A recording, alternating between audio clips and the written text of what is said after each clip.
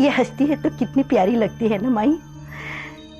एक अलग ही मिठास है इसके मुस्कान में। जानती हो कौन ऐसे हंसता है? कौन? तुम नहीं जानती माई? अपनी विशु। तुम्हारे ही गोद में तो वो खेली कूदी। मुझे याद है सबसे पहले उसने माई कहना सीखा था, फिर माँ। अब तुम्हारे साथ रहकर ये भी पहले माई कहना सीखेगी। सच माई, तुम्हारे लाड़ प्यार ने विक्रम और विशु दोनों को बहुत बिगाड़ रखा था, लेकिन इसके साथ मैं ऐसा नहीं होने दूंगी। ये विशु से भी ज्यादा समझदार होगी। मैं सोचती हूँ माई। क्या हुआ?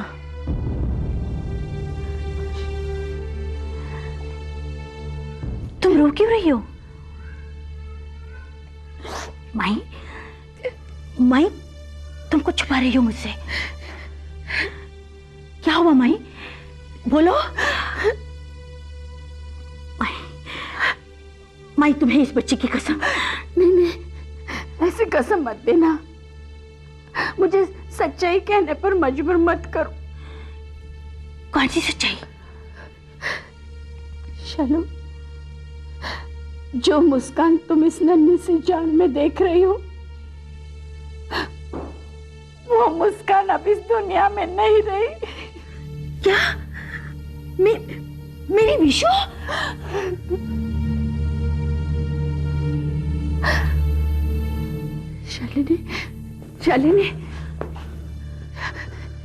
शालिनी, संभालो अपने आप को।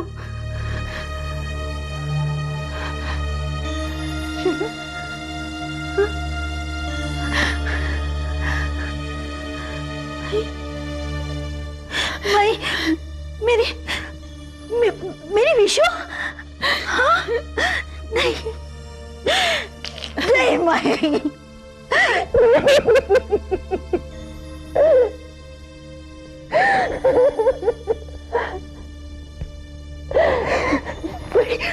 भाई, लेकिन मुझे तो किसी ने कुछ नहीं बताया भाई। कैसे हो सकता है? नहीं, रघुनाथ जी ने कहा था तुम्हें ना बताने के लिए। ये सदमा तुम बर्दाश्त नहीं कर पाती। नहीं भाई, मैं ऐसे अचानक कैसे, क्या हो सकता है? क्या हुआ भाई? शालू, विशु को किसी ने गोली मार दी।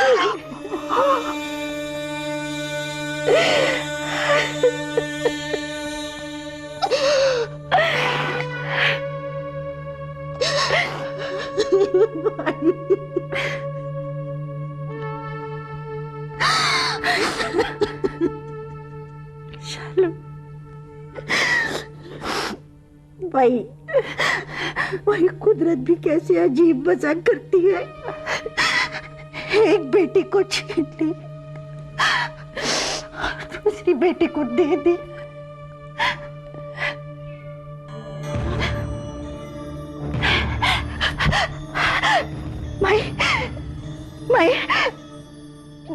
मैं अपनी इस बच्ची को बिजनेस और इंतकाम से बहुत दूर रखूंगी। एक बार मैं अपना ममता का हक गंवा चुकी हूँ भाई, फिर नहीं गंवाना चाहती।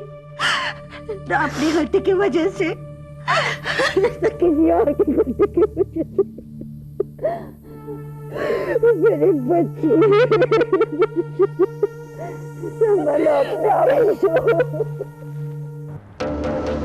अपनी फैक्ट्री के वर्कर होने के नाते मैं ये जानना चाहूंगा कि तुम कोकेन के बिजनेस में कैसे आए और हमारी मदद करना क्यों चाहते हो? पहले सवाल का जवाब मेरी मजबूरी, और दूसरे सवाल का जवाब आपकी मजबूरी। मजदूर मालिक की मजबूरी का फायदा उठाकर फैक्ट्री को ताले लगवाते हैं, ये बात तो मैंने सुनी है, लेकिन ये मदद करने वाला मजदूर कहां से लेकर आए तुम? माफ करना सेठ, लेकिन आपकी फैक्ट्री की हालत आप मुझसे ज्यादा जानते हैं। मैदान में खड़ी कारें एक्सपोर्ट करवा दीजिए, पैसा कमाइए। जितना ज्यादा जोखिम उठाएंगे उतना ज्यादा माल कमाएंगे। लेकिन अगर इस डील में माल पकड़ा गया तो जिम्मेदारी किसकी होगी? जहां से चेन शुरू होती है उसकी, जहां चेन खत्म होती है उसकी, या फिर बीच में लटकने वाले हम जैसे लोगों की? देखिए मालिक, मैं तो सिर्फ इतना जानता हूं कि आपका नाम कहीं पर भी नहीं आएगा। नहीं, आपको जिन जिन लोगों के नाम दिए गए हैं बस आप उनको उनके दाम पहुंचा दीजिए, बाकी सब कुछ ऑटोमेटिक, एकदम ऑटोमेटिक होते जाएगा आपकी कारों की तरह। मैं तुम्हारी बात पर यकीन कैसे करूं? दूसरा कोई चारा ही नहीं बचा है मालिक के पास। मैं कल रात तक यशवंत के साथ जवाब भिजवा दूंगा। लेकिन मालिक, सिर्फ कल रात तक। हम कल रात तक ही इंतजार कर सकते हैं, परसों सुबह तक नहीं। ये बारूद है सेठ, इसे ज्यादा दिनों तक अपने साथ नहीं रख सकते। ठीक है।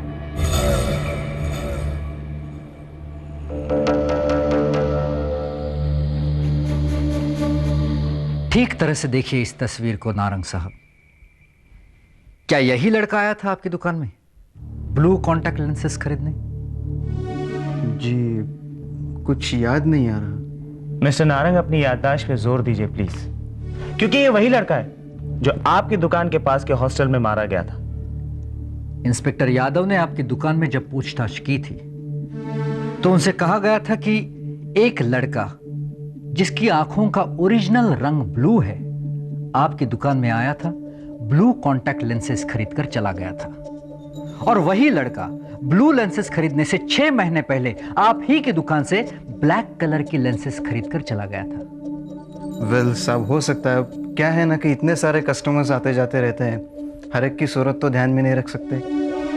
हाँ ठीक है, चलो भूल जाते हैं इस तस्वीर को। वैसे भी अगर इस लड़के ने खरीदारी की भी होगी तो अब उसका कोई फायदा नहीं, क्योंकि ये अब इस दुनिया में नहीं रहा। नारंग साहब, शायद ये फोटो देखकर आपको कुछ याद आ जाए, देखिए ना।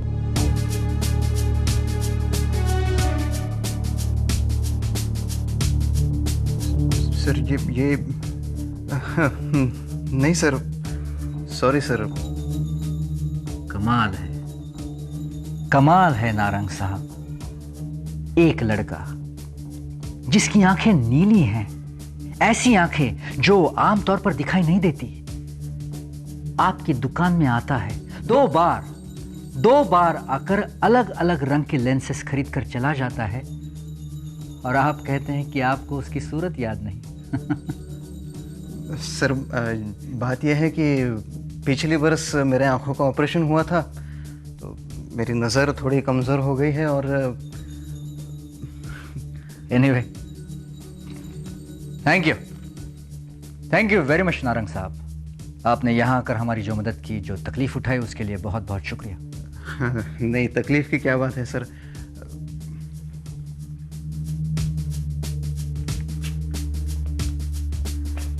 सर, नारंग काफी डरा हुआ था, बहुत कुछ जानकर भी अनजान बन रहा था। या तो वो इस मामले से दूर रहना चाहता है, या फिर उसकी जान को खतरा है किसी से। किससे सर? उसी से जिसने विशाखा पर गोली चलाई।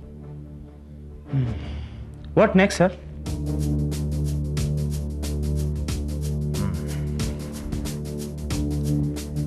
कोई और रास्ता ढूंढना होगा। तू धंधे का बड़ा पक्का निकला रे। मैंने सुना है फैक्ट्री को हासिल करने के लिए बड़े बड़े खेल खेले मालिक ने। फिर तो वो इतना जरूर जानते होंगे कि कोयले की दलाली में हाथ तो काले होने ही हैं। फिर इतना क्यों सोचते हैं जवाब देने से पहले? हाथ काले होने का डर उन्हें नहीं है। उनके दामन का कुछ हिस्सा अभी भी साफ सुथरा है जो लोगों के सामने है, और वो चाहते हैं कि उस पर कोई कीचड़ ना उछाले। अब फटे दामन पर कोई कीचड़ उछाले या मिट्टी, क्या फर्क पड़ता है? अपना दामन बचाने की सलाह दो मालिक को। अगर मजदूर भड़क उठे ना तो ना ही दामन बचेगा और ना ही कपड़ा। मैं अब समझा किशन, मालिक के सामने वर्कर्स की मजबूरी तुमने खड़ी कर दी और अब एक्सपोर्ट डील का रास्ता बता रहे हो। अब जाकर कहीं लीडर जचते हो। जाओ, जाकर मालिक से जवाब लेकर आओ, सिर्फ कल रात तक। यशवंत सेठ।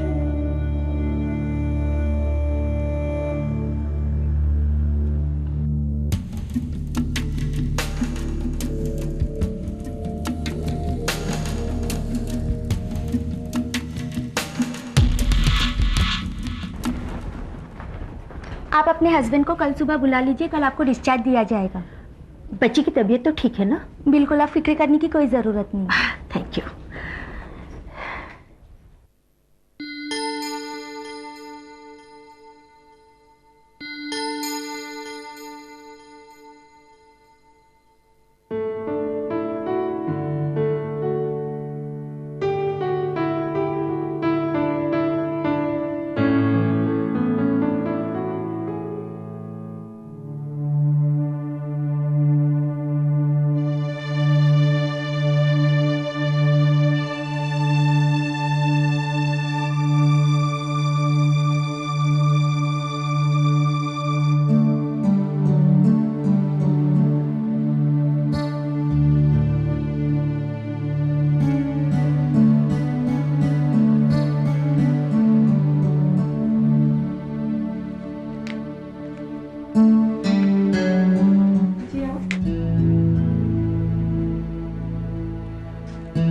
ये गरीबों में बांट दो।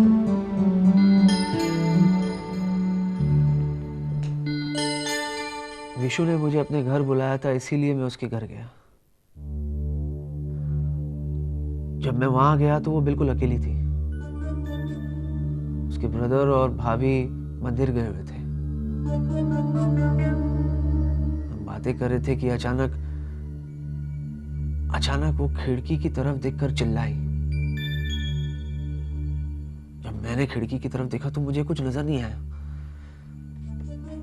विशु काफी डर गई थी। अचानक वो घर से बाहर निकल पड़ी, दौड़ने लगी। मैंने कहा कि विशु रुक जाओ, मैंने चिल्लाया, मगर वो मेरी बात नहीं सुनी। ब्रदर को पुकारते हुए वो अपनी कार की तरफ दौड़ी। मैं घर से बाहर आ गया, खिड़की की तरफ जा ही रहा था कि किसी ने उस पर गोली चलाई। विशु चिल्लाई, उसे गोली लग चुकी थी। मैं उस आदमी के पीछे दौड़ रहा था कि वो अपने कार स्टार्ट करके वहां से चल पड़ी। मैं भी उसके पीछे निकल पड़ा। फिर मंदिर पहुंचकर वो अपने ब्रदर के पास अपनी जान छोड़ दी। क्या तुमने उस हमलावर को देखा अमर? जी, मैंने उसकी पीठ देखी थी इंस्पेक्टर साहब। बता सकते हो क्या टाइप के कपड़े पहन रखे थे उसने? वो डार्क कलर की कमीज पहनी थी उसने। क्या रंग था उसका? नीली ब्लू कलर की थी। तुम्हें यकीन है कि उसके कमीज का रंग नीला ही था? जी इंस्पेक्टर साहब। विशु अगर थोड़ा हौसला और रखती तो मैं उस आदमी को पकड़ लेता इंस्पेक्टर साहब। मिल जाएगा अमर, वो भी मिल जाएगा। वैसे एक बहुत ही इंटरेस्टिंग इंफॉर्मेशन मिली है मुझे। तुम्हारे ही हॉस्टल के एक स्टूडेंट ने वहीं के एक ऑप्टिशियन से एक ब्लू और एक ब्लैक ऐसी 2 पेयर्स लेंसेस खरीदी हैं।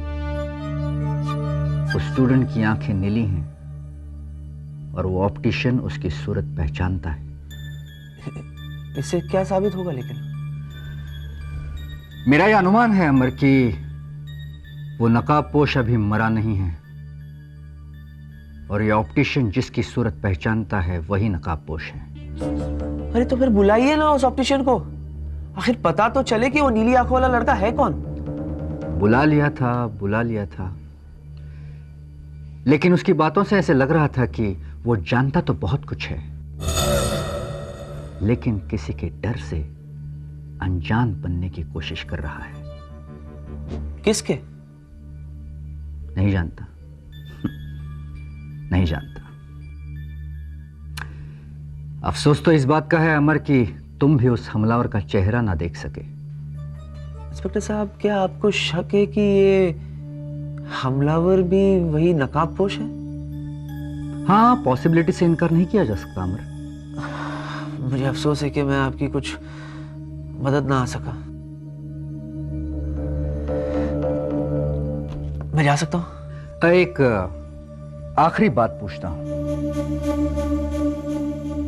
अमर, तुम्हें याद है उस महेश की मौत के बाद मैंने तुमसे एक सवाल पूछा था कि तुम विशाखा के कमरे तक कैसे पहुंचे?